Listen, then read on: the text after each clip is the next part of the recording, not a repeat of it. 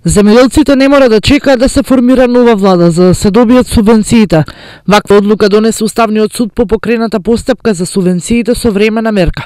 Според одлуката на Уставен суд нема законска пречка Министерството за финансии да не ги исплати парите наменети за субвенционирање на земјоделците пред да се формира влада.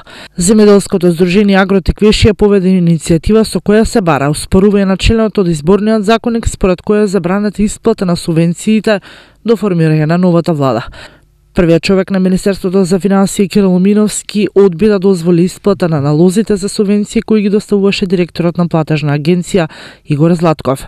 Денеска добивме информации од струмичките земјоделци. Каква разврска тие очекуваат по донесената уставна одлука?